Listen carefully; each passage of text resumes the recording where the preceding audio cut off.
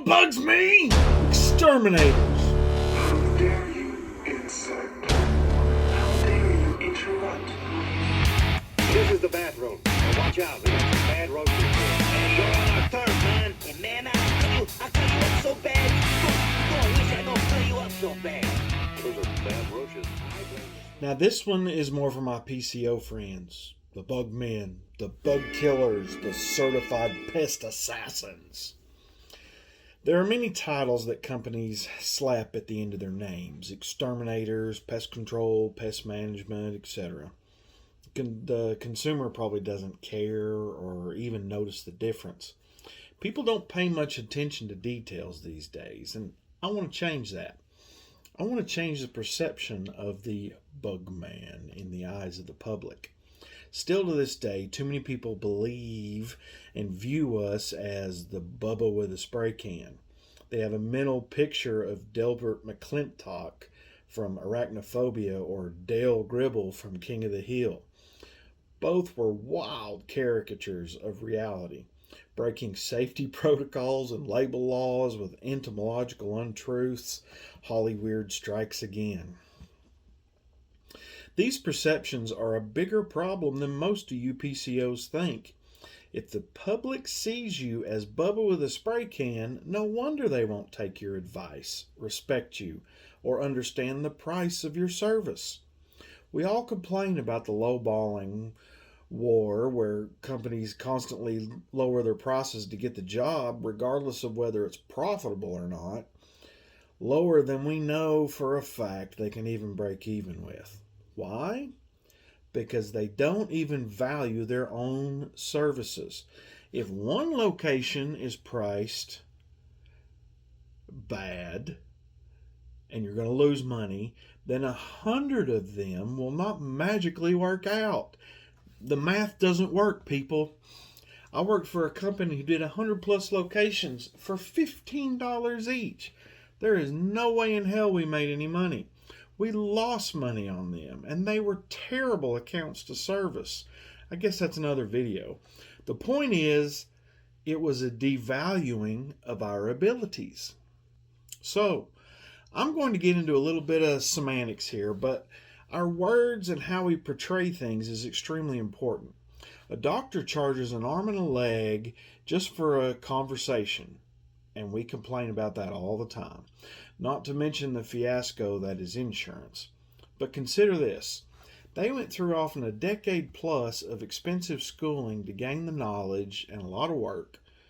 So when you walk into their office, they can diagnose your rash in 20 seconds. You aren't paying for their time. You're paying for their knowledge and their equipment. Does a doctor need to wear a lab coat? Nope. But that's the uniform. It says, I'm a doctor. Do you see nurses wearing lab coats with their names embroidered on them? Nope. They wear scrubs because that is their uniform. They both have to keep up on the ever-changing information in the medical field. That's why they call it a practice, just like lawyers do. They are constantly learning and improving. Guess what? We, as PCOs, are doing the exact same thing. We have to take classes and earn CEUs. We have to keep up on the latest chemicals, bugs, and technology because they're constantly changing. We also have a uniform. If you roll up to Miss Jones' house in jeans and a ratty old t-shirt with a sweat-stained trucker cap sporting your favorite adult beverage, you will likely be turned away. You are telling the customer that you don't care and don't know what you're doing. True or not, that is the image you are conveying. That is exterminating. We need to be doing pest control, and pest control is a practice. The word exterminator is one that needs to go away.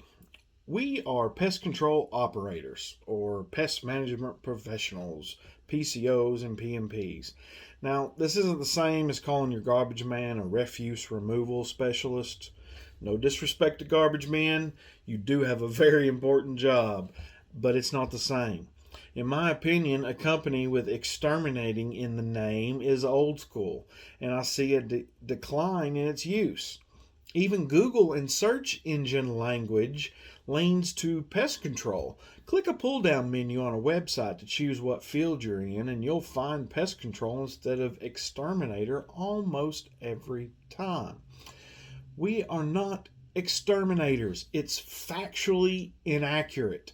We don't exterminate anything. We control and prevent. There will always be more bugs.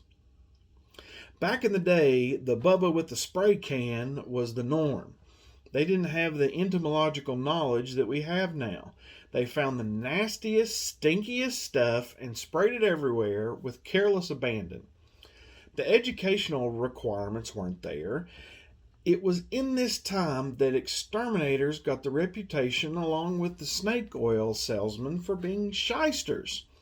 I still hear a lot of stories about companies screwing people over.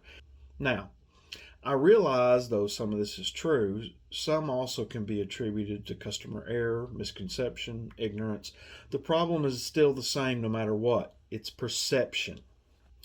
I had a manager years ago that had a crazy idea. He wanted to change the language in our industry, replace exterminator with pest control because it was more accurate and sounds more highbrow. I want to get rid of the word spray and replace it with treatment. Any dunderhead can go down to Wally World and get some Ortho Home Defense and spray, but that's not a treatment. Even Whitmire Microgen back in the day changed the language on their aerosol cans to prescription treatment. Now that went even a step further. And that got me thinking. Each industry has a language all their own. We should as well. We control that language when we use it and teach it to our customers and to the new recruits. We should follow the medical community language. We need to show up looking presentable. You don't have to show up in a three-piece suit, but I've seen way too many PCOs that look like a bag of crap shoved in a 1-ounce Ziploc bag. We need to use entomological language like fecal matter instead of poop, abdomen and torso instead of butt, treat instead of spray, American roach instead of water bug, and there are 100 more examples. The knowledge you portray directly relates to the price they will pay. Your knowledge is valuable.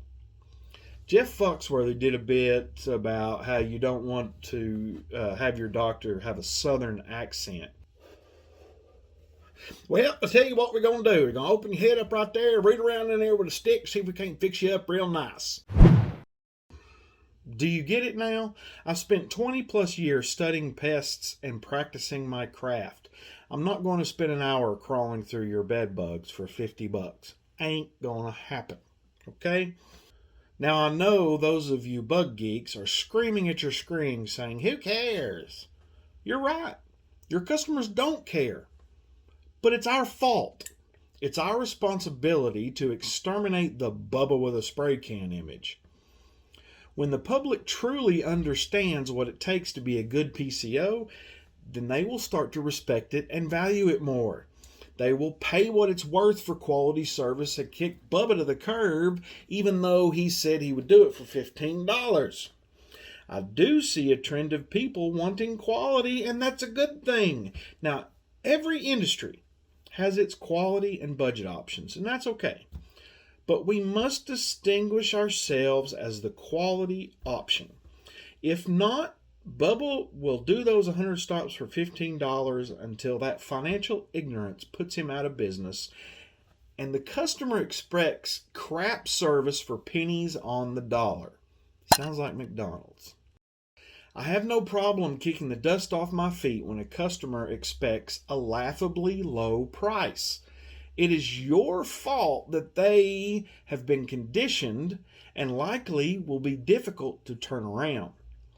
The result is their constant dissatisfaction with their exterminating companies, switching every couple months because they don't get the results they expected. All the while not understanding why, because you wanted to underbid Jerry down the street and to get the account. Have more respect for yourself in the industry. No wonder they think of us as snake oil salesmen. Here's a quote from a fellow bug nerd friend of mine, Jerry Shapert. We were called honey dippers early on, septic cleaner level people. We raised that bar, but when we change our identity just because of public perception, we change the great strides we achieved, even when it wasn't a thing. So, we are in control of how the public sees us. Now, not every bug man will agree with me on this, and I'll probably get some backlash. That's cool. Bring it. Because I care too much about this industry and the massive benefits it brings to society to let you, couple shysters and lowballers, ruin it for the rest of us. It starts with a seemingly unimportant move away from the word exterminator. As insignificant as that may still seem to you, consider the avalanche starts with a small snowball. So you want to know what bugs me? Exterminators! But I love to educate them. You're killing me, Smalls! Don't prevent defending the chamber! You're killing me, Smalls! How's everybody doing tonight? Yes, for certain. There is no stopping them. The ants will soon be here. And I, for one, welcome our new insect overlords. I'd like to remind them that as a trusted TV personality, it can be helpful in rounding up others to toil in their underground sugar cave.